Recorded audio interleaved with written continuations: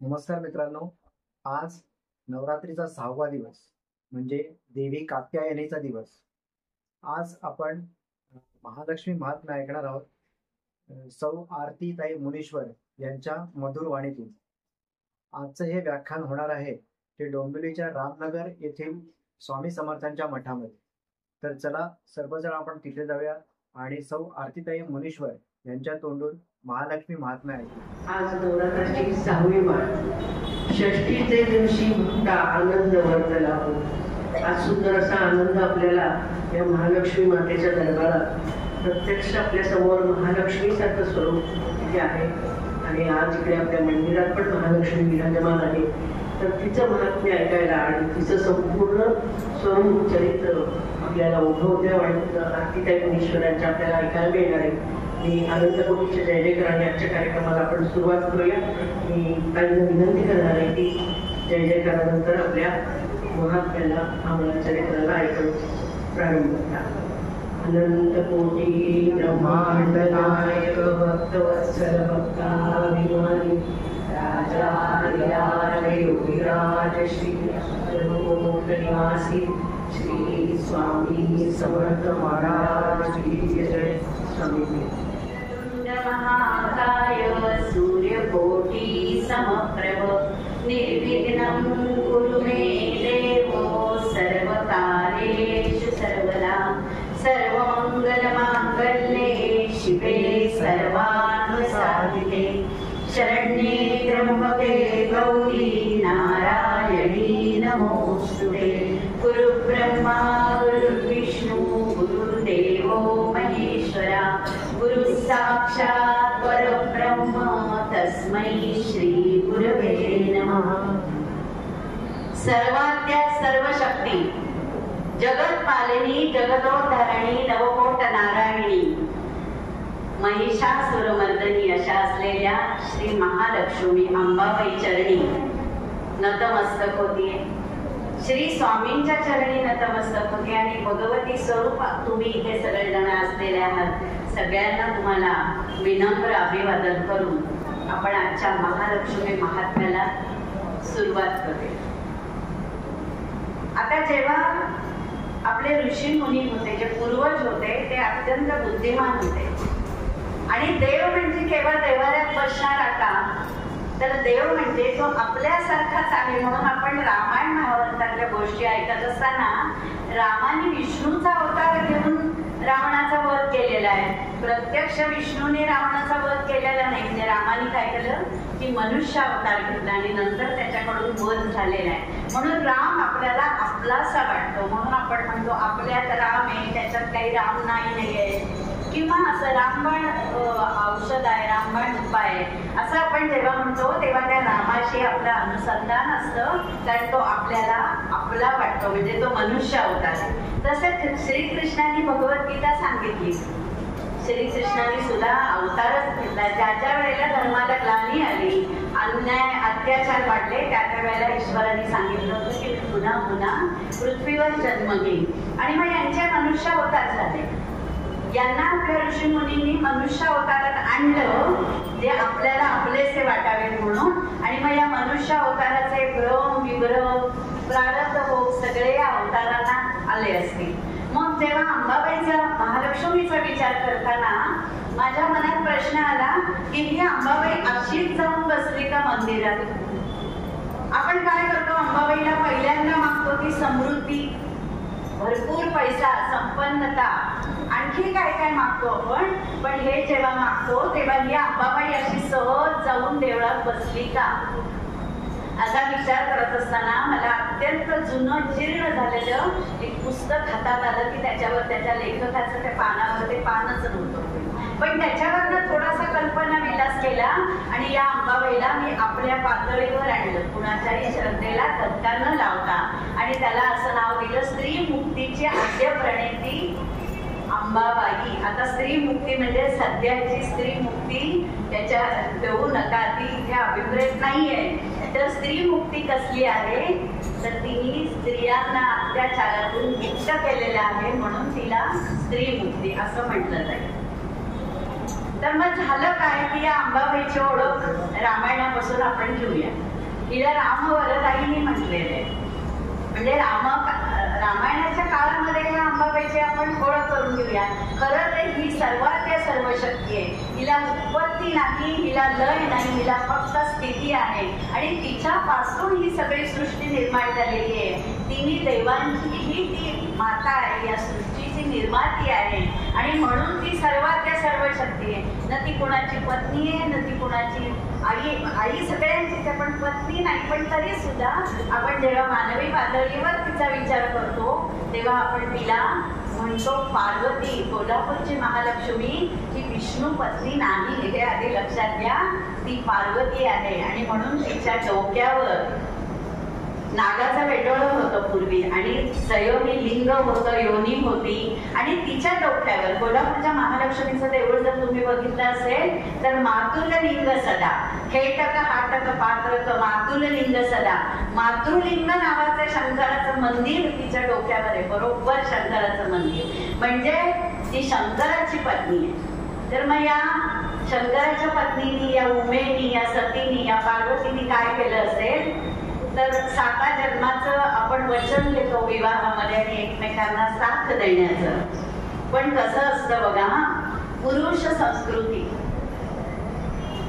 मग काय झालं की शंकर पार्वती कैलासावर राहत होते. आपल्याला वर्षानुवर्ष या पुराण कथा माहिती आहे, या इतिहास कथा माहिती आपल्याला नाही. इतिहास पुराणातून या कथा सांगितल्या गेलेल्या आहेत. त्या जशाच्या तशा सांगणं किंवा जशाच्या तशा लिहिणं हे अशक्य आहे आणि त्यामुळे या माझ्याही वाणीला याच्या मर्यादा आहेत. पण त्यातूनही श्री महालक्ष्मी अंबाबाईचे चरित्र सांगण्याचा माझा इथे प्रयत्न आहे. मग ही रामवरदायिनी कशी तर रामाची पत्नी रावणानं अपहरण करून नेली. अपहरण करून नेल्यानंतर आधी रामाला समजेच ना ते आपण कसं हिला शोधायचं, कुठून शोधायचं. पण रावणाने नेली आहे, हे जटायूने सांगितलेलं होतं की तिला रावणाने अपहरण करून नेलेली आहे. मग आता काय करूया तर आता रावण हा परमभक्त महादेवाचा होता आणि त्यांनी आपल्या तपश्चर्येने महादेवांना प्रसन्न करून घेतलेलं होतं. तर मग आता आपण महादेवांना जाऊन भेटू आणि त्यांना सांगू की माझी पत्नी त्याला परत करायला सांगा. म्हणून श्रीराम आणि लक्ष्मण महादेवांच्याकडे गेले. गेल्यानंतर त्यांनी महादेवांना सगळी आपली व्यथा सांगितली आणि सांगितलं तुम्ही जर रावणाला आज्ञा केली तर रावण माझी पत्नी मला परत करेल. महादेव म्हणाले ठीक आहे. श्रीरामाबद्दल त्यांना आदर होता, त्यांना माहितीच होतं हे विष्णूच्या अवतार आहेत म्हणून. पण ते म्हणाले की मी तुम्हाला तुमची पत्नी मिळवून द्यायला असा नाही प्रयत्न करणार, तुम्हाला मी आशीर्वाद देतो की तुम्हाला या हे जे कार्य आहे तुमच्या पत्नीला शोधायचं आणि रावणाच्या वधाचं त्याच्यासाठी मी तुम्हाला आशीर्वाद देतो. तुम्ही श्रेष्ठ आदर्श राजे आहात. मग असं होता उपयोगाचं नाही ना की एकाची पत्नी दुसऱ्याने पळवली आणि तिसऱ्याने शोधून दिली. तर असं हे तुम्हाला शोभणार नाहीये. तेव्हा याच्यासाठी प्रयत्न तुम्हीच करायचा आहे. फक्त मी तुम्हाला आशीर्वाद देतो. ते श्रीरामावर अत्यंत खुश झाले होते. एक पत्नीव्रत आदर्श राजा आपल्या वडिलांच्यासाठी वनवासात जाणारा. आणि मग तिथून राम लक्ष्मण बाहेर पडले. अर्थातच आपल्याला गोष्टी माहिती आहे की शंकर आणि पार्वती रात्रीच्या वेळेला सारीपाट खेळत होते. आपल्याला आता फक्त व्हॉट्सॲप माहिती.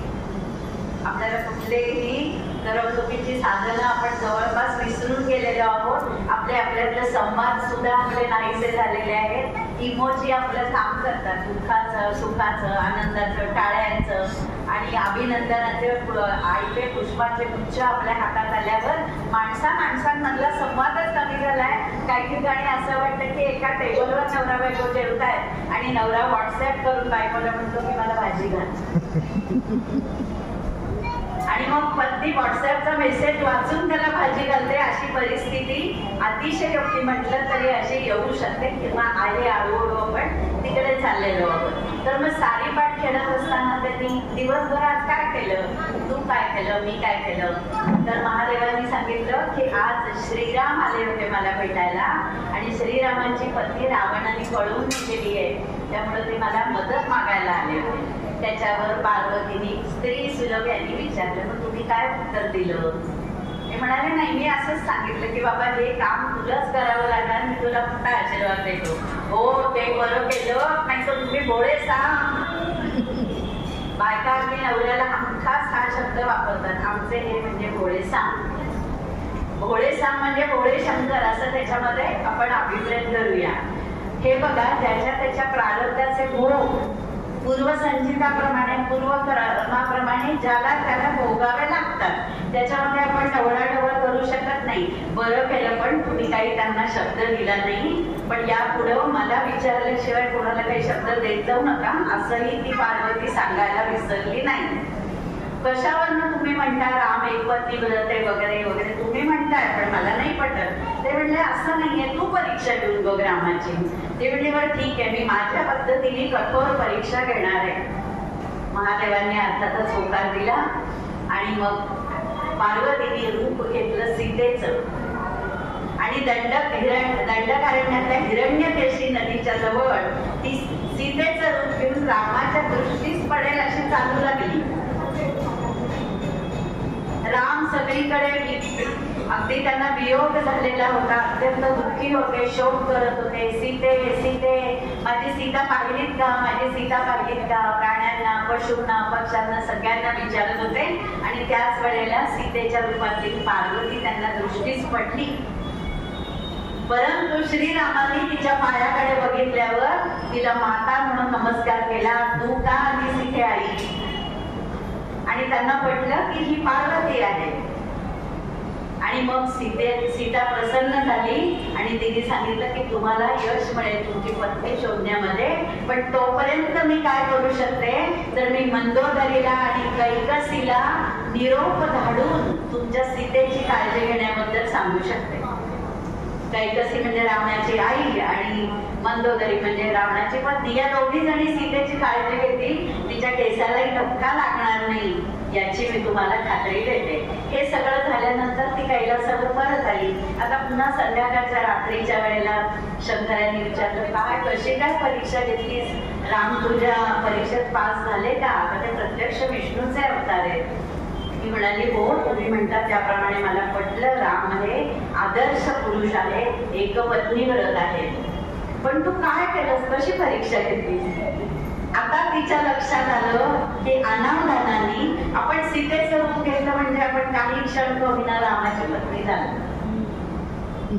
आणि ही गोष्ट महादेवांना खटकली नव्हे, त्यांना आवडलीच नाही.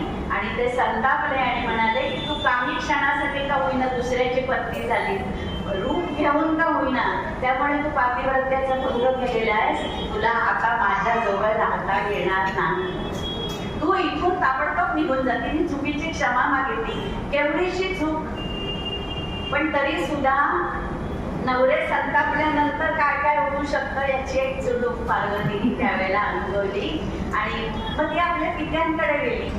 तिला वाटलं आपले पिता आपल्याला ठेवून येतील. ते म्हणाले मला तर मुळी तू त्या स्मशान दोघ्याशी लग्न केलेलंच मान्य नव्हतं. तू जो काही प्रेम विवाह केलायस तपश्चर्या वगैरे करून तो मला मान्यच नाहीये, त्यामुळे तुला माझ्या घरात स्थानच नाही, तुला कुठे जायचं ते जा. पार्वतीने विचार केला शांत देवी, मी लढणार, मी आलेल्या परिस्थितीची लढणार आहे. आणि इथे शक्तीचा उदय झाला.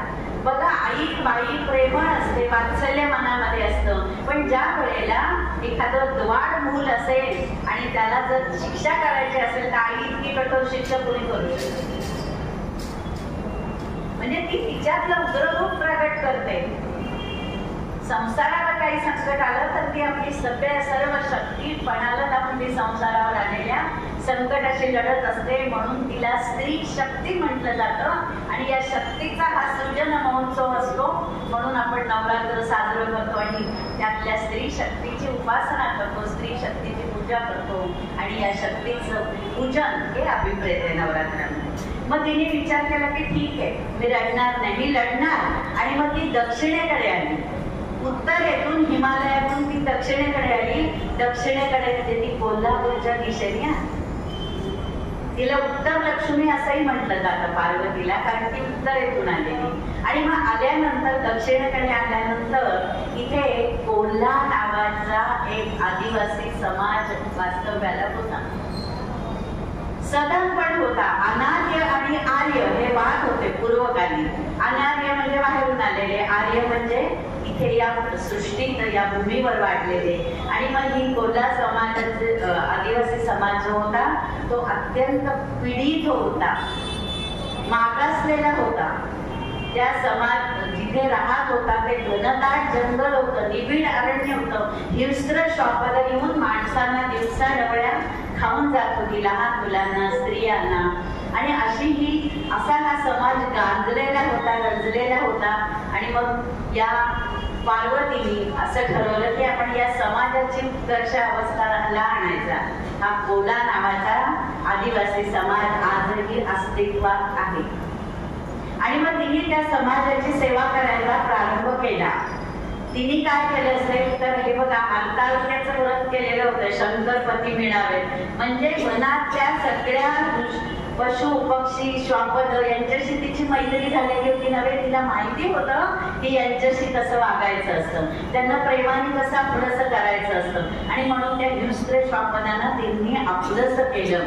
म्हणून सिंह तिला पाठीवर घेऊन फिरलेला आहे. कधी ती वाघाच्या पाठीवर बसते, कधी सिंहाच्या पाठीवर बसते, हत्ती तिला आंघोळ घालतात. तर आता या हिंस्त्र श्वापदांना तिने आपलंसं केलं. तिथल्या समाजाची सेवा करायला प्रारंभ केला. ते रोगराईने मृत्यू होत होते त्यांचे. मग तिने काही औषधांचा शोध लावला, त्याच्यामध्ये आंबट वस्तूंचाही शोध लावला. कोरोनाच्या निमित्ताने आपल्याला सी विटॅमिनचं महत्व खूप कळलेलं आहे की सी विटॅमिन घेतल्यावर प्रतिकारशक्ती वाढते. मग आंबट वस्तूंचा शोध लावला म्हणून तिला आंबा म्हटलं गेलं. आणि ती आईसारखी सेवा करते म्हणून तिला आंबा म्हटलं गेलं. आणि मग याचा अपभ्रंश होऊन ती झाली अंबाबाई. तिथल्या स्त्रियांना तिने लढायला शिकवलं. तिच्यासारखाच अन्याय झालेला होता. अहिल्या शिळं होऊन पडलेली होती, रेणुकेचा वध केलेला होता पतीच्या संतापाने. तिने ठरवलं असं स्त्रियांचं मृत्यू येणार नाही, त्यांच्यावर पतीने सुद्धा अन्याय अत्याचार करता कामा नाही नव्हे, कुणावरच अत्याचार होता उपयोगाचा नाही. आणि याच्यासाठी आपण लढायचं.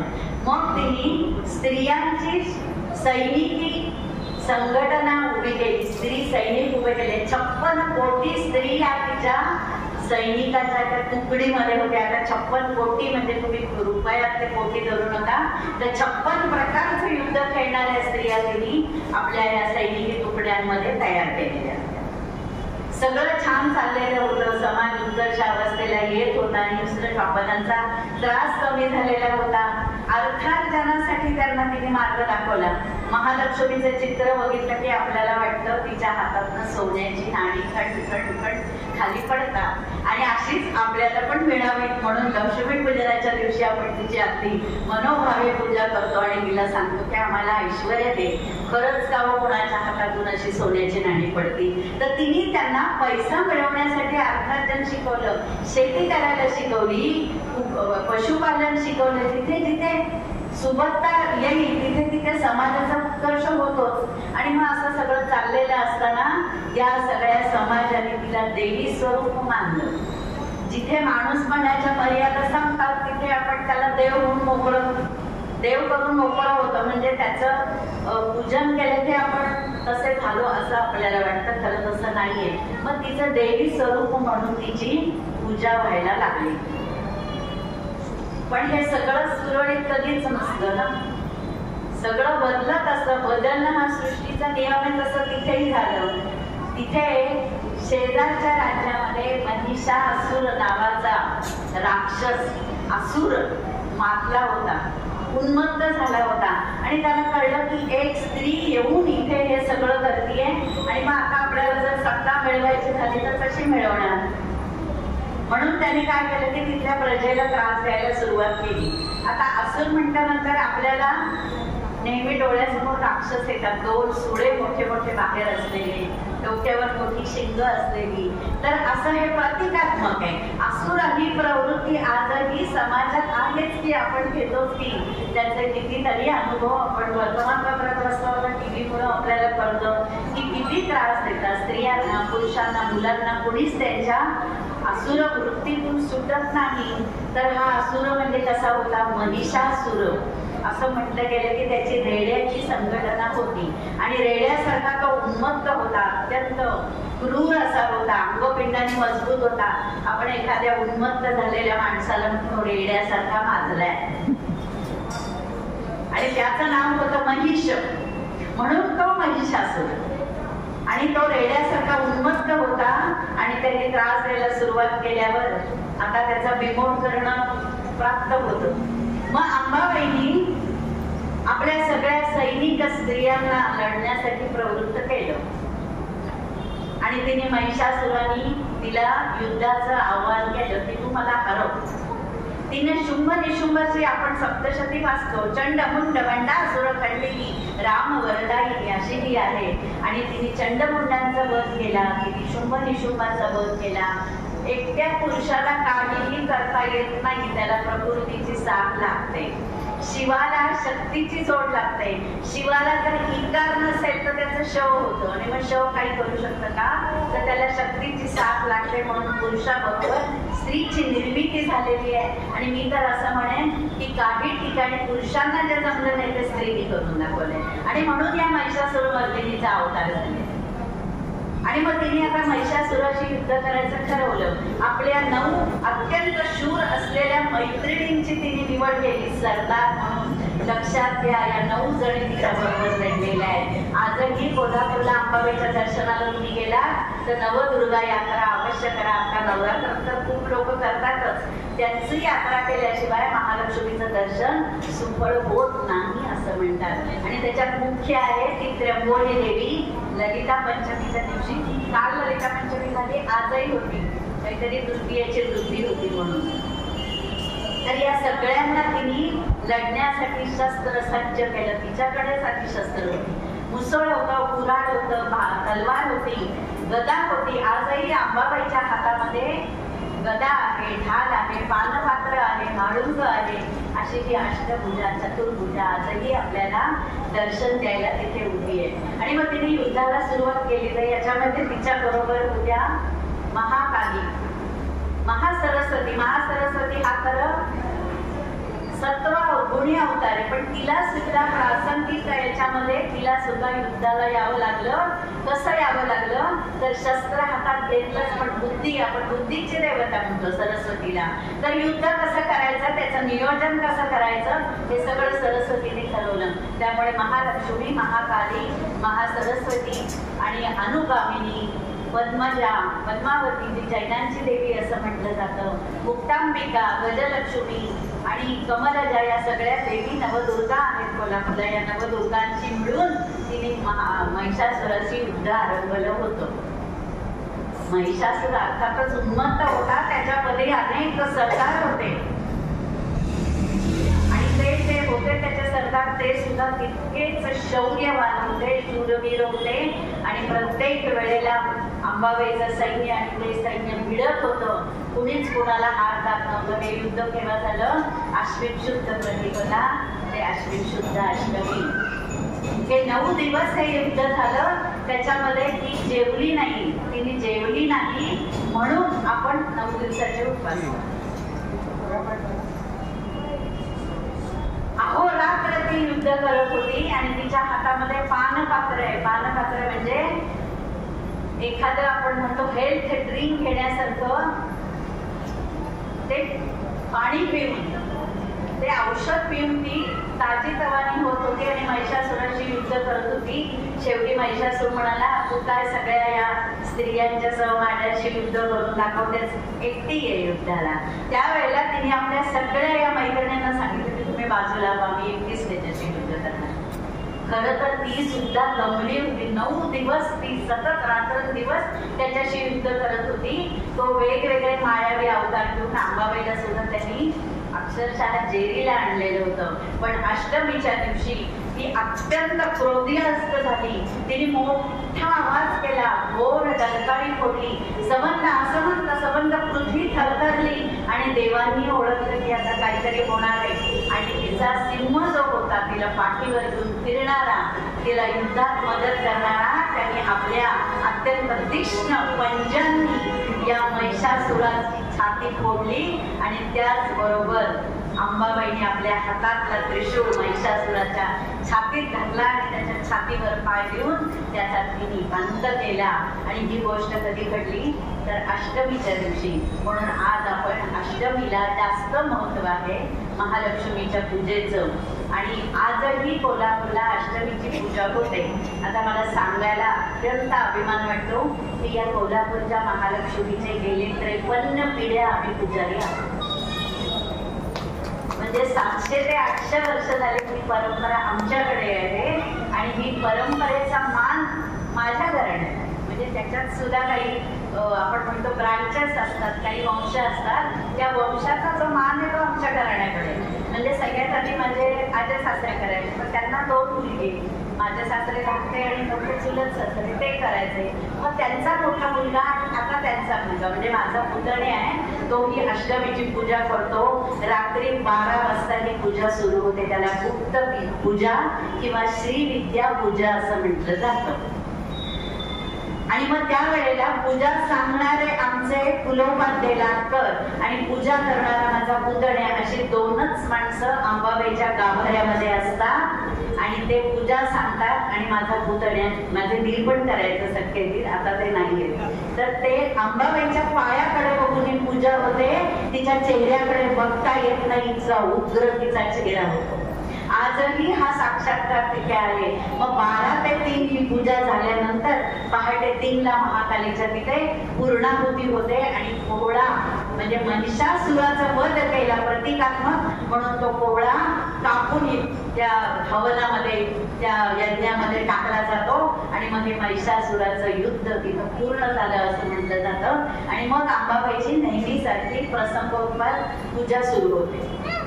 आता तिच्या या मैत्रिणी आहेत, तिच्या बरोबर युद्ध करणाऱ्या या प्रसंगोपात सगळ्या देवता आहेत. त्यांनी तिच्यासारखाच इथे अवतार घेतलेला आहे आणि त्यांनी तिला मदत केलेली आहे. आता महिषासुराचा वध झाला, सगळ्यांनी तिचा जय जयकार केला, खूप आनंद झाला सगळ्यांना.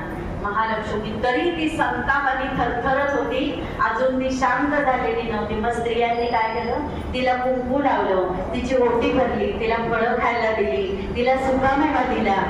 9 दिवस ती उपाशी होती म्हणून तिला सगळं पौष्टिक सुकामेवा खायला दिला. आणि बाई, आई शांत हो अशी तिची प्रार्थना केली. पण सगळ्या देवांनी सांगितलं शंकराला की तुम्हीच तुमच्या पत्नीला शांत करू शकता. आणि मग ते आले आणि त्यांनी या पार्वतीच्या डोक्यावर हात ठेवला आणि त्या क्षणी पार्वती शांत झाली. असा हा महिषासुराचा वध झाला. आणि म्हणूनही ती महालक्ष्मीने हा वध केला. महिषासुरमर्दिनी आपण असंच म्हणतो. आता ही महालक्ष्मी का, तर तिचं वैष्णवाशी नातं जोडलं गेलेलं आहे. नंतरच्या काळामध्ये वैष्णव संप्रदाय उदयाला आला आणि मग त्यांना असं वाटलं की आपल्या वैष्णवाची पत्नी म्हणून ही महालक्ष्मी. मग महालक्ष्मी म्हणजे काय, अत्यंत महान लक्षणं जिच्या जागी आहेत. लक्ष्म म्हणजे लक्षणं, आणि ती लक्षणं तिच्याकडे आहेत म्हणून ती महालक्ष्मी. आपण सत्यनारायणाची महापूजा म्हणतो, महाआरती म्हणतो, तशी ही अनेक लक्षणांनी युक्त असलेली म्हणून तिचं नाव झालं महालक्ष्मी. आणि मग तिरुपती बालाजीने त्याचं नातं जोडलं गेलं. आजही तिरुपतीहून शालू येतो, असं म्हणतात की तो पोटगीचा शालू येतो, पण त्याला खरं तर शास्त्रार्थ काही नाहीये, तो एक मार्केटिंग फंड आहे. किंवा असं म्हटलं जातं की तिरुपतीला गेले ते अंबाबाई महालक्ष्मीचं दर्शन घ्यायलाच पाहिजे. हरिप्रिया एक्सप्रेस सुरू केलेली आहे कोल्हापूर तिरुपती, पण तसा त्याच्या मागे काही फारसा शास्त्रार्थ नाहीये. माझ्या लग्नानंतर हे सगळं सुरू झालेलं आहे. तर असं जे काय आहे ते चांगलं आहे, ते काही वाईट आहे असं नाही. आजही अष्टमीच्या दिवशी चालू आहे. महिषासुराचा वध झाल्यानंतर पुन्हा सगळं स्थिर स्थावर झालं आणि आता तिला वाटलं की आता आपण सगळीकडे जाऊन एकदा बघितलं पाहिजे. फक्त इथेच राहून कसं चाललंय दक्षिणेकडे, तर आपण पुढे पुढे सरकलं पाहिजे. तेवढ्यात एक घटना घडली की धाराशिव जवळच्या तुळजापूरची ही घटना आहे. कर्दम ऋषी आणि अनुभूती हे ऋषी दाम्पत्य तिथे राहत होतं. आणि कर्दम ऋषी हे जरी ऋषी असले तरी मनुष्य जन्माला आल्यावर प्रारब्ध जन्म मृत्यू कुणाला चुकवत चुकत नाही. आणि त्यावेळेला अत्यंत तरुण वयात कर्दम ऋषींना मरण आलं, मृत्यू पावले ते. त्यावेळेला अनुभूती गरोदर होती त्यामुळे तिला सती जाता येईना आणि म्हणून तिने ठरवलं की आपण बाळाला जन्म दिल्यानंतर ते स्वाधीन करायचं कुणाच्याकडे तरी आणि मग आपण सती जायचं असा विचार करत असताना ती तपश्चर्याला बसली. अत्यंत सुंदर अशी होती अनुभूती दिसायला. तपश्चर्याचं तेज चेहऱ्यावर आलेलं होतं आणि तिथे कुक्कुटासूर नावाचा पुन्हा असुरच फिरत होता, राक्षस. आणि त्याला वाटलं की सुंदर स्त्री आहे. पहिला हल्ला कुणावर होतो तर स्त्रियांच्यावर होतो, मुलांच्यावर होतो आणि स्त्री ही आपली उपभोग्य वस्तूच आहे असं वाटण्याचा जमाना आजही कमी झालेला नाही. म्हणून कुक्कुटासुराने अनुभूतीला हात लावता क्षणी तिला माहिती होतं की अंबाबाई धावून येते, महालक्ष्मी ही धावून येते आणि तिने तिचा धावा केल्याबरोबर तिने आपल्या मैत्रिणीला सांगितलं की तू जाऊन तिची सुटका कर, त्वरित जाऊन सुटका कर. आणि कोण आली धावून? तुळजा भवानी. ही त्वरजा, त्वरित आली म्हणून त्वरजा आणि ती मग नंतर झाली तुळजा. आणि या तुळजा भवानीनी तिची अनुभूतीची त्या कुक्कुटासुराचा वध करून त्याच्यातून तिची सुटका केलेली आहे. आणि म्हणून तुळजापूरला सुद्धा आपण भवानी मातेचा दर्जा दिलेला आहे. भवानी म्हणजे सतत भ्रमण करणारी, म्हणून तिचं नाव भवानी. भवानी म्हणजे सतत विश्वाचं भ्रमण करून त्या विश्वातलं चांगलं वाईट जाणून घेणारी. आता थोडा मजेचा भाग म्हटला तर बायकाला जास्त फिरतात त्यांना आपण म्हणतो भेटतात भवानी. ज्या जास्त चौकशी करतात, जास्त आगाऊपणा करतात त्यांना म्हणतो बोचक भवानी. पण ते काही का असताना भवानी शब्द स्त्रीला तो लागू झाला. आणि मग तुळजा भवानीला तिने सांगितलं की मी दक्षिणेकडचा भाग बघते आणि या भागाच्या संपूर्ण संरक्षणाची जबाबदारी कोणाची आहे तर तुझी. म्हणून तुळजा भवानीचं ठाणं असं म्हटलं जातं. ठाणं म्हणजे आपण म्हणतो मिलिटरी पोस्ट सगळीकडे जे असतात ते पोलीस ठाणं, मिलिटरीचे पोस्ट असतात तिथे आर्मीचं ठाणं किंवा असं म्हटलं जातं तर ते तुळजा भवानीचं ठाणं आहे. 3.5 पीठ पण आपण म्हणतो त्याला. खरं हे चार ठिकाणी देवी आहे. पण तुळजा भवानीला तिचं कार्य देऊन तुळजा भवानी सुद्धा प्रत्यक्ष तिचाच अंशावतार मानला गेलेला आहे. ती सुद्धा प्रत्यक्ष देवीच आहे. मग ती पुढे सरकली आणि कुठे गेली तर माहूरला गेली. माहूरला प्रत्यक्ष रेणुकेवरच अन्याय अत्याचार झालेला होता. रेणुकेचं महत्व म्हणजे तिने शेतीचा शोध लावलेला आहे. पहिली शेत करणारी शेतकरी कोण होती तर रेणुका देवी. तिच्याकडे तिने तिचं कार्य सोपवलं आणि आता ती पुढे आली आणि ती कुठे गेली तर सप्तशृंगीच्या डोंगरावरती गेली विश्रांतीसाठी. तिथं उंच डोंगरावर बसून ती बघत होती आजूबाजूला काय चाललंय, शेतं पिकतायत की नाही, पाणी पाऊस पडतोय की नाही आणि सगळं अलबेल आहे म्हटल्यावर ती विश्रांतीसाठी थांबल्यावर तिथं शैव पंथातले मार्कंडेय ऋषी तिथं तपश्चर्या करत होते आणि त्यांनी मग या अंबाबाईचं स्तुती गायला सुरुवात केली. दुर्गा सप्तशती स्तुती गायला सुरुवात केल्याबरोबर अशी रिलॅक्स झालेली, आपण रिलॅक्स हा शब्द लवकर कळतो, अशी सैलावलेली, अशी शांत झालेली ही देवी आपण असं बघून ऐकतो तसं ती कान असा करून ऐकायला लागले. आणि सप्तशृंगीची मूर्ती बघा तुम्ही कशी येते, ती असा कान देऊन ती ऐकते. म्हणजे मार्कंडेय ऋषी काय सांगतायत ही स्तुती कोणाला आवडत नाही हो, तिलाही आवडतच असेल की ती सप्तशृंगी इथे झाल्यानंतर हे सगळं झालं म्हटल्यावर आता ती परत आणखी पुढे जाणार होती. तेवढ्यात तिला संदेश मिळाला की पुन्हा कोल्हापूरच्या बाजूला कोल्हासूर राक्षस मातलेला आहे, उन्मत्त झालेला आहे आणि त्यांनी सगळ्यांना त्रास द्यायला सुरुवात केलेली आहे. हा केशी राक्षसाचा मुलगा होता. कोल्हा, लवण आणि गया हे 3 मुलगे होते त्याला. आणि अर्थातच त्यांनी विष्णूकडनं वर मागितलेला होता की आमचा वध कुठल्याही पुरुषाकडून होऊ नये, देवाकडून होऊ नये, ऋषीकडून होऊ नये. पण त्यांना वाटलंच नाही ना की स्त्री युद्ध करून आपला वध करू शकेल, एवढा विश्वासच कुठे होता स्त्री शक्तीवर. त्यामुळे स्त्रीचं नाव त्यांनी घेतलं नाही आणि म्हणून अंबाबाईला ती संधी मिळाली या कोल्हासुराचा वध करण्याची. ती आली तर कोल्हासुराने सगळीकडे परत तिने जे स्थिर स्थावर केलेलं होतं त्याच्यावर परत त्यांनी अन्याय अत्याचार केलेले होते. देवकन्या, राजकन्या यांना पळवून आपल्या बंदिवासात ठेवलेलं होतं कुमारिका मुलींना. आणि आता सगळे त्राही भगवान झाले होते. आता परत तिला युद्ध करायची वेळ आलेली होती. पण या वेळेला तिने युद्धाला कोलासुराला मारायचं ठरवलंच होतं. पुन्हा ती उग्र झाली. पुन्हा तिने शस्त्र हातात घेतली आणि कोलासुराशी युद्ध करायला सुरुवात केल्यावर तिने मदत कुणाची घेतली? फक्त त्र्यंबोली नावाच्या देवीची. आणि तिच्यासाठी शंकर कोल्हापूर जवळ ज्योतिबाच्या रूपाने येऊन राहिलेले आहेत. केदारनाथ म्हणतात त्यांना, दक्षिणेकडचे केदारनाथ. आणि हे केदारनाथ तिथे येऊन राहिलेले. तिच्या रक्षणासाठी शंकराने आपले गण ठेवलेले. खूप महादेवाचे देवळे आहेत कोल्हापूरला. अतिन बलेश्वर आहे, महागरेश्वर आहे, सोमेश्वर आहे, रामेश्वर आहे, कपिलेश्वर आहे. असे अनेक गण शंकराने आपल्या पत्नीच्या संरक्षणार्थ तिथे ठेवलेले आहेत. आता तिने कुणाची मदत घेतली तर या दोनच जणांची. तिला आपल्या शक्तीवर विश्वास होता आणि महाकालीला तिने सांगितलं की वेळ पडली तर मी तुला बोलवी. कात्यायनी ही अत्यंत उग्र असलेली देवता आहे. आज कात्यायनीची षष्ठी आहे. योगायोग चांगला आहे. कात्यायनीची षष्ठी आहे. ही कात्यायनी अत्यंत उग्र अशी देवी आहे. आणि मग तिने युद्धाला सुरुवात केली. त्या कोलासुराकडे रक्तबीज नावाचा एक राक्षस होता. त्याच्या रक्तातनं पुन्हा पुन्हा सैनिक निर्माण होत होते. जसं जसं अंबाबाईचं महालक्ष्मीचं सैन्य कमी होत होतं तसं तसं रक्तबीजाच्या रक्तातून अनेक सैनिक निर्माण होत होते. आता काय करावं असा प्रश्न जेव्हा पडला की आता शक्तीशिवाय युक्तीने सुद्धा युद्ध लढलं पाहिजे. मग तिने कात्यायनीला सांगितलं की आता तू महाकालीचा अवतार घे आणि हे जे रक्ताचे थेंब पडत आहेत ना हे सगळे चाटून घे. महाकालीची जीभ बघा लाल आहे. रक्त पिऊन पिऊन ती काळी पडलेली आहे. अत्यंत उग्र अशी देवता आहे. अनेक कवट्यांची माळ तिच्या गळ्यात घातलेली. आणि मग तिने काय केलं की रक्तबीजाचं रक्त सांडल्याबरोबर ती चाटून घ्यायला. तरी सुद्धा हा कोलासूर काही हारायला तयार नव्हता. युद्धामध्ये तोही तेवढ्याच द्वेषाने लढत होता.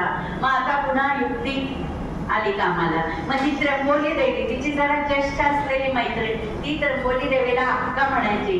आज त्र्यंबोली पंचमी होती. आज अंबाबाई तिला भेटायला गेली होती. संध्याकाळी व्हिडिओ बघायला येतील तुम्हाला. आज त्या दोघींची गळाभेट झालेली आहे. ललिता पंचमीच्या दिवशी ललितेचा अवतार झालाय. भंडासुर खंडिनी म्हटलेलं आहे. भंडासुराचा वध करण्यासाठी ललिता देवीला बोलवलं गेलेलं आहे. म्हणून ललिता पंचमी कसं 5 दिवस युद्ध केलेलं आहे. ज्याची देवी ती वेगळी गोष्ट आहे. आणि मग तिने या त्र्यंबोलीला सांगितलं आता काहीतरी याच्यावर उपाय केला पाहिजे.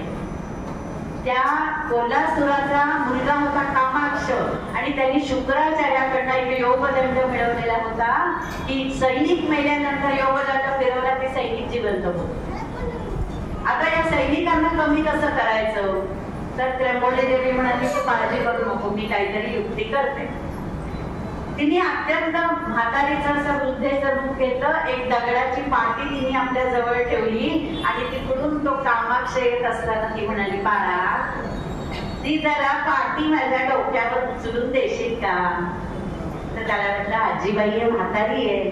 तर त्यांनी तो योगदंड खाली ठेवल्याबरोबर त्र्यंबोलीने तो योगदंड उचलला आणि तिने आपलं मूळ स्वरूप प्रगट केलं आणि त्या योगदंडाने जे बाकीचे सैनिक त्यांचे मेलेले होते त्यांना तिने जिवंत केलं आणि त्याच्यात त्या कामाक्षाचा वध झाला. कोल्हासुराचे लवण आणि गया नावाचे भाऊ सुद्धा गेले होते. गया नावाच्या राक्षस जेव्हा अंबाबाईला आडवा आला, कराड जवळ जेव्हा अंबाबाईला काही सैन्य आलं तेव्हा तिने तिथे त्यांचा वध केलेला आहे. आणि दुरिताप हारिणी म्हणून ती आज कराडला सुद्धा स्थानापन्न आहे, शिरोळला पण स्थानापन्न आहे. आणि मग तिने आपल्या 40 सरदारांना पाठवून सगळ्यांचा बिमोड केला आणि आता प्रत्यक्ष कोल्हासुराशी युद्ध करायची वेळ आली. या गयेचं मस्तक तिने ब्रह्मास्त्राने उडवलं आणि ते तिथे जितीचा ओढा असं आहे. कोल्हापूरला एक स्थान आहे त्याला जिवंतीचा ओढा किंवा जितीचा ओढा म्हटलं जातं. त्या जितीच्या ओढ्यावर जाऊन ब्रह्मास्त्र, आज आपण ब्रह्मोस्त्र शब्द ऐकलेला आहे. आपला अग्निबाण तो आहे. आणि हे सगळं कुठेतरी आपल्या प्राचीनतेशी आपला संपर्क आहे, आपण त्याच्याशी जोडले गेलेले आहोत. आणि मग गयेने वर मागितला की जो कोणी माझ्या इथे पितरांचा श्राद्ध पक्ष करेल तो त्या गये इतकंच पुण्य आज कोल्हापूरच्या त्या गयेला प्रयागराजाला आहे. मग आता कोल्हासूर समोर आला, असा त्याच्याशी युद्ध करायचं ठरलं. आणि या कोल्हासुराला अंबाबाईने पुन्हा तलवारीने त्याचं मस्तक छाटलं. महादेवाने त्याला पाण्यात बुडवलं तरी सुद्धा तो मेला नाही. मग शेवटी आता अंबाबाईला शस्त्र हातात घेतलं आणि तलवारीने त्याची मान उडवणार. एवढ्यात कोल्हासुराने अंबाबाईला नमस्कार केला, तिच्या चरणावर मस्तक ठेवलं आणि म्हणाला, अंबे तुझ्या हातून मला मरण येतं याच्यासारखं दुसरं पुण्य नाही, पण मला एकच वर दे. काय वर दे? तर तुझ्या आधी माझं नाव लागू दे. कोल्हापूर निवासिनी महालक्ष्मी, करवीर निवासिनी. आपल्या कराने तिचा एका वीराचा तिथं वध केलेला आहे म्हणून करवीर कोल्हापूर निवासिनी श्री महालक्ष्मी असं तिला म्हटलं गेलेलं आहे. आणि मग तिने तथास्तु म्हटलं. आणि म्हणून आजही कोल्हापूरचा अपभ्रंश होऊन कोल्हापूर झालं आणि करवीर निवासिनी असं पण म्हटलं गेलेलं आहे तिला. आणि त्याने दुसरं मागितलं की तू अखंड इथेच राहा, तू इथून कुठेही जाऊ नकोस, याच क्षेत्रामध्ये तुझं वास्तव्य असं असू दे. आणि महालक्ष्मी सांगितलं तथास्तु. आणि म्हणून ती आज युगानुयुग ही महालक्ष्मी चैतन्याची खोड घालून आपल्या सगळ्यांना दर्शन देण्यासाठी तिथे उभी आहे. आता त्याच्या कोल्हासुराच्या बंदिवासात असलेल्या 64 जणी होत्या. या 64 जणींची सुटका केली. त्यात देवकन्या होत्या, राजकन्या होत्या. पण आता त्या बंदिवासात असल्यामुळे एका असुराच्या त्यांना घरचं कुटुंब स्वीकारायला तयार नव्हतं. अहो आजही काय वेगळं आहे, एखाद्या स्त्रीवर अत्याचार झालं तर कुटुंब सहसा नाराज असतं तिला सांभाळायला. तो काळ जर बघितला तर त्या कुटुंबाने सांगितलं की आम्ही नाही आता यांना बघणार. मग या 64 जणी अंबाबाईकडे गेल्या आणि म्हणाल्या, आता आमचं काय? तिने सांगितलं तुम्ही योगिनी होऊन राहायचं. 64 योगिनींची पूजा आजही केली जाते आणि अंबाबाईच्या देवळामध्ये या 64 योगिनींचं शिल्प आहे. आणि मग त्यांना अधिकार काय दिले तर तुम्ही न्याय निवाडा करायचा, बरं वाईटाचा, आणि त्याप्रमाणे त्यांना शिक्षा द्यायची. आणि तुम्ही कुणाचं रक्षण करायचं तर तुम्ही लहान मुलांचं रक्षण करायचं. म्हणून पिठोरीची पूजा केली जाते, 64 योगिनींची पूजा. आणि आजही या 64 योगिनींचं शिल्प तिथे आहे. आजही आम्ही सगळे पुजारी पिठोरीच्या पूजेच्या दिवशी जाऊन आम्ही सगळ्या स्त्रिया त्याचं विधिवत गुरुजींच्याकडून ते सांगतात आणि आम्ही त्याची पूजा करतो. असं हे सगळं झालं खरं. पण आता परत महालक्ष्मी हा तिथे भाग आला. तर ही महालक्ष्मी नाही, ही विष्णू पत्नी नाही, ही आदित्रय जननी, तिन्ही देवतांची आई असलेली अशी ही अंबाबाई आहे. सती आहे, पार्वती आहे, उमा आहे. आणि ती जरी तिचं म्हणजे ती सती गेली दक्षाच्या यज्ञामध्ये, विष्णू तिने आपलं शरीर स्वाहा केलं आणि मग ते प्रेत घेऊन जेव्हा शंकर तांडव करायला लागले त्यावेळेला विष्णूंनी सुदर्शन चक्र सोडून तिचे अनेक तुकडे केले आणि त्यातले नेत्र पडले ते कोल्हापूरला पडले. म्हणून त्याचं अत्यंत महत्व आहे. अहो डोळेच नसतील माणसाला तर त्याला सृष्टी कशी बघता येईल. आणि म्हणून अनेक नेत्रांनी, हजारो नेत्रांनी ही अंबाबाई आपल्याकडे बघत युगानुयुग तिथं उभी आहे. ही विठ्ठलाच्या पेक्षाही प्राचीन मंदिर आहे कोल्हापूरचं. म्हणजे जवळपास त्याचा इतिहास कुठेही लिखित स्वरूपात नाही. आपल्याकडे ते काय, आपल्याकडे कधीच लिहिलं गेलेलं नाही काही. ते आपण म्हणतो तसं माउथ पब्लिसिटी किंवा मुखोद्गत असा इतिहास पुराण सांगितले गेलेली आहे. पण तरी सुद्धा ही जर मूर्तीचं मध्ये चाललं होतं कितीतरी 2000 वर्षांपूर्वी, पण तिचा उदय साधारण 783 सालापासून पुढे तिचा इतिहास आपल्याला दिसतो. आणि अनेक राज्यांनी मग एक छोटंसं घुमटी वजा देऊळ असलेलं या देवळाचं जीर्णोद्धार करायचं काम केलं. राजा कर्णदेव, राजा अमोघवर्ष, राजा चालुक्य यांनी प्रत्येकाने जसं जसं जमेल तसं अंबाबाईची भक्ती केलेली आणि तिच्याकडनं आशीर्वाद मिळाला. राजा अमोघवर्ष आपल्याकडे आता जसा करोना आला आणि आपण हतबल झालो, आता आपल्याला औषधोपचार माहिती होते तरी सुद्धा आपण परमेश्वराचं नामस्मरण करतच होतो. तर त्या अमोघ वर्षांनी आपल्या डाव्या हाताची गरबडी अंबाबाईला अर्पण केली आणि तिला सांगितलं की ही महामारी थांबव, कारण किड्या मुंग्यांसारखं माणसं टपाटप मरत होती आणि त्याच्या या भक्तीवर प्रसन्न होऊन म्हणे अंबाबाईने ती महामारी थांबवली. मग मोगलांचं आक्रमण झालं आणि सगळीकडचे देवळं फोडायला लागले, मूर्त्या तोडातोडी व्हायला लागली. तुळजाभवानीची मूर्ती सुद्धा तोडलेली आहे अफजल खानाने. पण त्या मानाने कोल्हापूरच्या बाजूला इतकं मोगलांचं आक्रमण नव्हतं. त्यामुळे आमचे पूर्वज असलेले एक मुनीश्वर होते, त्यांनी ती मूर्ती उचलली आणि आपल्या घरातल्या विहिरीत तिच्या तळघरात जाऊन लपवली. कितीतरी वर्ष मूर्ती अंबाबाईच्या देवळात नव्हतीच. ही रत्नशिला वाळूची मूर्ती आणि त्यांनी तिथं ती मूर्ती लपवली जाऊन आणि तिथूनच त्यांनी पूजा केली.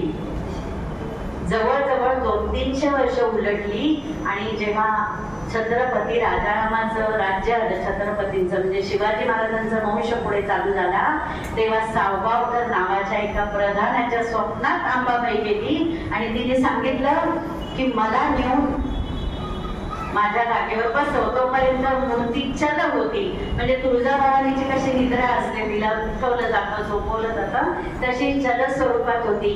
मग तिने जेव्हा सांगितलं की माझी पुनःस्थापना करा, त्यावेळेला त्यांनी छत्रपतींना जाऊन सांगितलं की ही पुनःस्थापना करायची आणि ही मूर्ती बाहेर काढून परत देवळात ठेवायची आहे. हे कधी होतं? 1725 साली. 27 सप्टेंबर 1725 ही ती तारीख होती जेव्हा तिची पुनःस्थापना झाली. आणि मग ती अंबाबाईची मूर्ती बाहेर काढली आणि तिला पालखीतून देवळात न्यायचं ठरवल्यावर ती पालखी इतकी जड झाली की ती कुणालाच उचले ना. त्यावेळेला आमच्याच मुनीश्वर पुजाऱ्यांनी प्रार्थना केली की तू दिलेला साक्षात्कार खरा असेल, तुला खरंच पुन्हा देवळात बसायचं असेल तर पालखी हलकी होऊ दे. आणि काय तत्क्षणी पालखी कापसासारखी हलकी झाली आणि अंबाबाई पुन्हा हिंदूराव घोरपडे नावाच्या सरदारांनी तिची प्रतिष्ठापना पुन्हा अंबाबाईच्या देवळात केली. आणि आजही युगानुयुग पुरातन असलेली ही अंबाबाईची मूर्ती आपल्याला दर्शन द्यायला तिथे उभी आहे.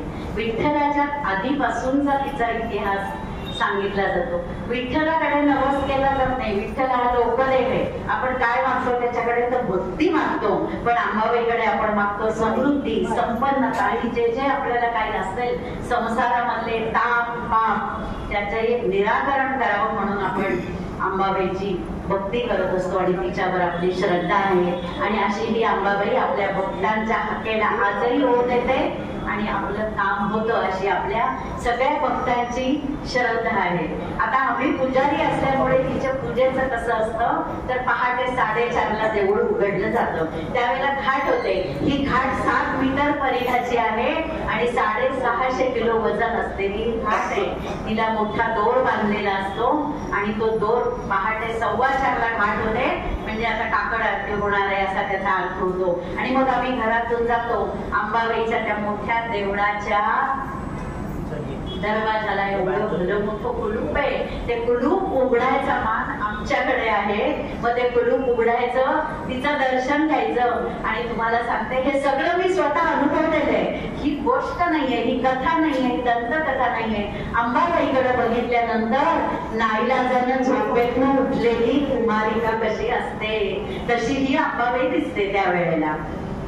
मग तिला स्नान घालत असत पूर्वी. आता तिची झीज होतीये म्हणून तिला आता पाणी लावलं जात नाही, तर ओल्या पंचाने तिचा पुसून काढलं जातं.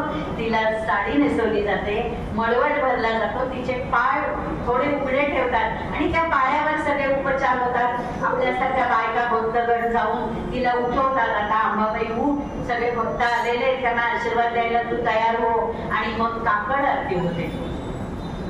काकड आरती झाल्यानंतर ही अंबाबाई दर्शन द्यायला सिद्ध होते. दुपारचे 12 वाजल्यानंतर पुन्हा एक आरती होते, तोपर्यंत बाहेर अभिषेक सुरू असतात. पूर्वी हे सगळे अभिषेक तिच्यावर व्हायचे, पण त्यातलं तूप, दूध, दही, मध आणि आता शुद्ध स्वरूपात काहीच नाहीये. केमिकल मिसळल्यामुळं देवीवर ते घातल्यामुळे देवीच्या मूर्तीची प्रचंड प्रमाणात झीज सुरू झाली आणि मग सगळ्या भक्तगणांनी आणि सरकारने म्हणून असा निर्णय घेतला की तिला पाणी जास्ती लावायचं. मग पुन्हा बाहेर अभिषेक होत असतात. पुन्हा 11:30ला घाट असते आणि आता दुसऱ्या आरतीची तयारी होते. पुन्हा तिची आरती होते.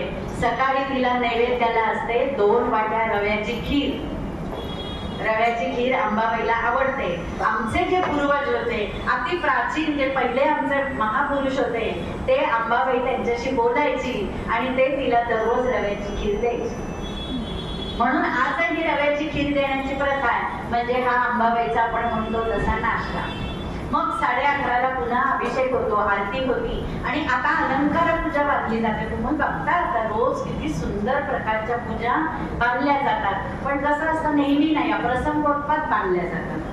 मग खडी पूजा म्हणजे 9वार साडी नेसलेली आणि पंख्याची पूजा म्हणजे 6वार साडी नेसलेला असा जो पंखा तुम्ही बघता फोटोमध्ये, ही पंख्याची पूजा बांधली जाते. मग त्यावेळेला तिला अलंकार घातले जातात. अब्जावधी रुपयांचे हे अलंकार हातात घेण्याचं भाग्य मला लाभलेलं आहे. कारण तिथे कोणते अलंकार पाहिजेत असं आम्हाला विचारलं जातं. आम्ही ते अलंकार निवडतो. मग त्या अलंकाराची नोंद केली जाते, ते लिहिले जातात. अगदी नथीतले मोती किती आहेत, पुतळ्याच्या माळा आहे, 52 तोळ्यांची पुतळ्याची माळ अकबर बादशाहाने दिलेली अंबाबाई.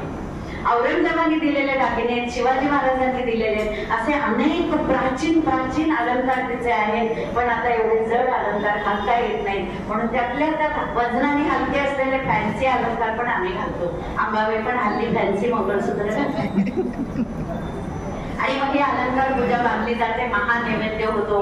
पूर्वी माझं लग्न झालं तेव्हा 5 पुरणाच्या पोळ्या असायच्या, 2 भाज्या असायच्या, पालेभाजी, साधी भाजी, कटाची आमटी, तुपाची वाटी, दुधाची वाटी, चटणी, कोशिंबीर असा सगळा नैवेद्य अंबाबाईला दाखवला जातो. आणि तो नैवेद्य दाखवल्यानंतर जी पुजारी असते, माझ्यासारखे अनेक घरं आहेत, त्या पुजाऱ्यांच्या घरी तो महानैवेद्य गेला जातो. एवढं मोठं ताट आहे, मोठ्या मोठ्या 5 वाट्या आहेत. आणि पुन्हा अंबाबाई त्या वेळेला दिसली ती मध्यम वयीन तृप्त असलेल्या गृहिणीसारखी दिसते. तुम्ही एकदा दिवसभर तिची रूप न्याहा, तुम्हाला सुद्धा लक्षात येईल. हे आपापल्या श्रद्धेचा भाग आहेच आहे, पण हे सगळं प्रत्यक्षात अजूनही दिसतं. मग जशी जशी संध्याकाळ होते तेव्हा पुन्हा संध्याकाळी तिची आरती होते. 5 आरत्या होतात तिच्या काकड आरतीसह. आणि मग आता काकड आरती झाल्यानंतर अलंकार उतरवले जातात. त्याची पुन्हा मोजदारी होते. ते पुन्हा आम्ही जामदार खाण्यामध्ये जमा करतो. पुन्हा तिथं आमची सही होते आणि त्याला सील लावलं जातं. हे सगळ्याचे पिढीच्या ठरलेले आहेत. घंटावाजप्रमाणे मशाल नाईक आहेत, जे मशाल घेतलेले असतात आणि हे सगळे रोशन नाईक म्हणतात त्यांना, रोशनी देणारे म्हणून रोशन नाईक. आणि मग हा असा सगळा अंबाबाईच्या पूजा उतरवली जाते. साधी सुती साडी तिला नेसवली जाते.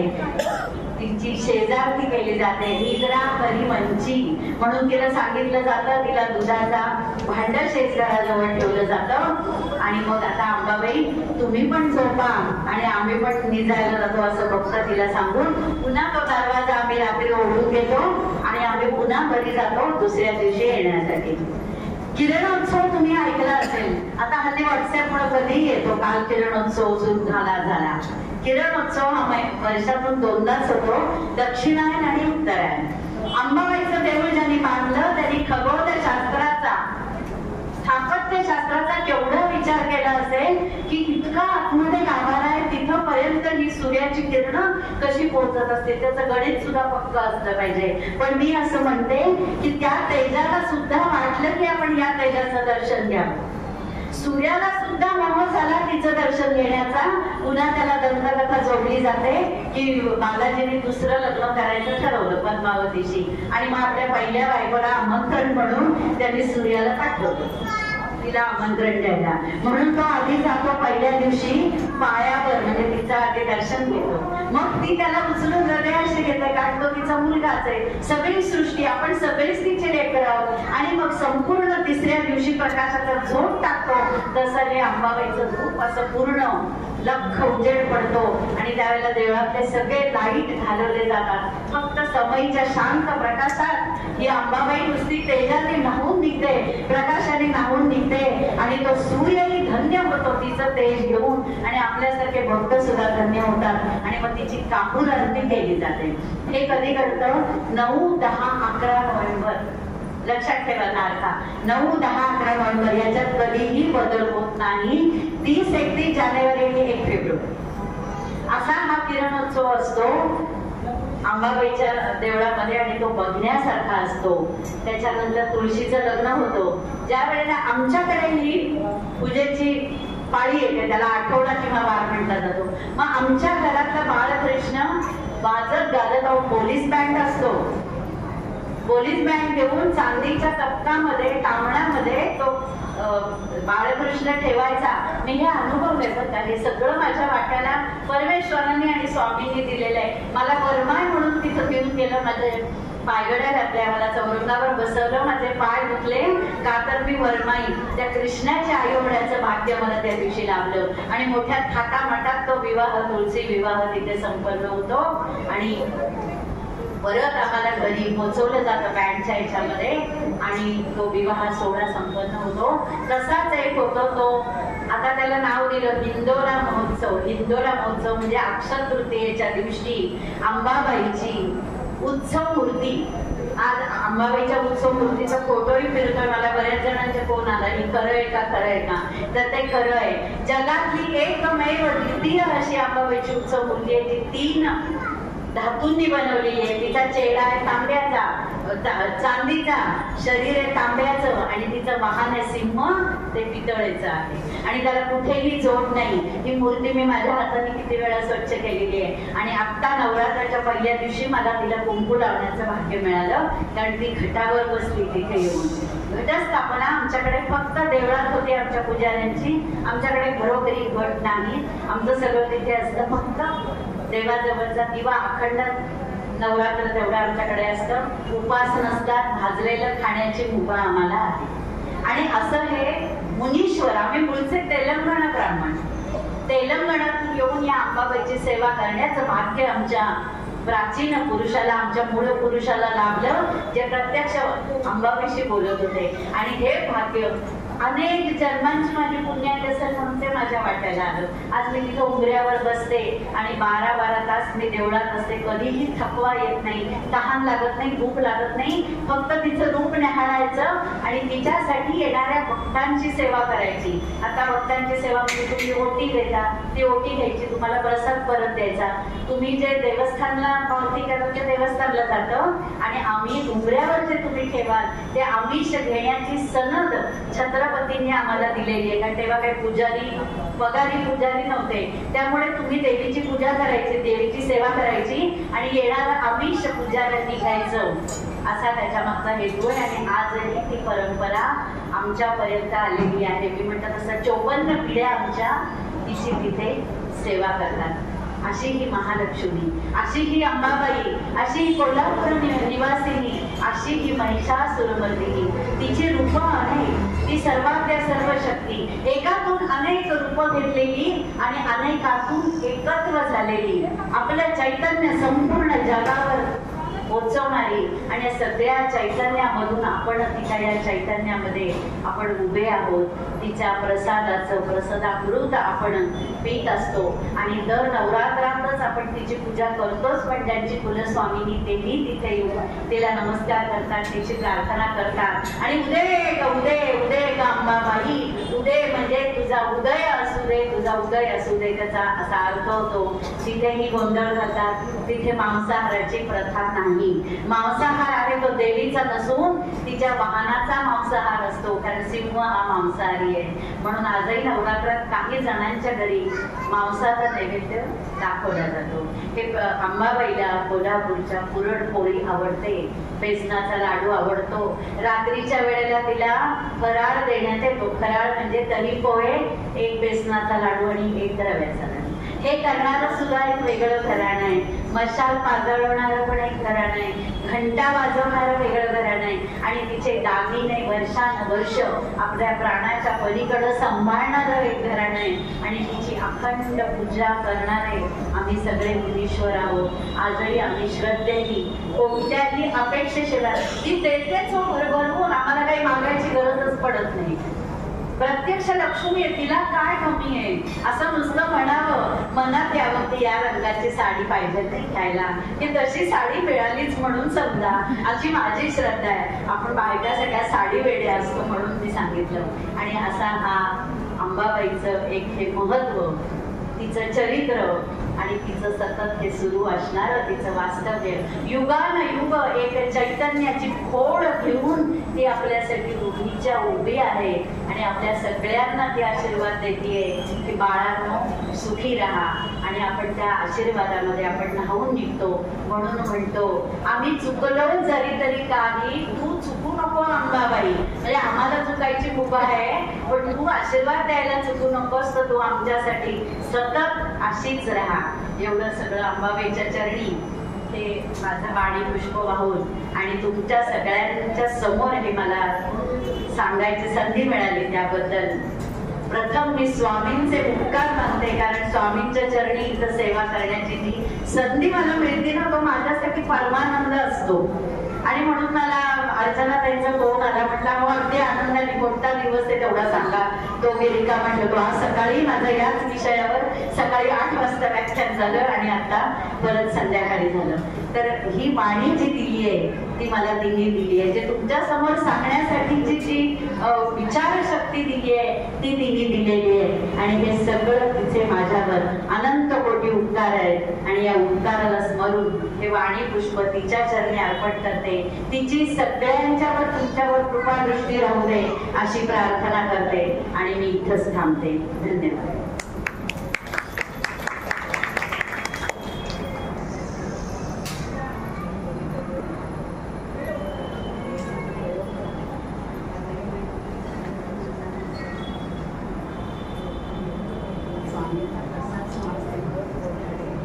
अंबा माता की जय. बोल अंबे की जय.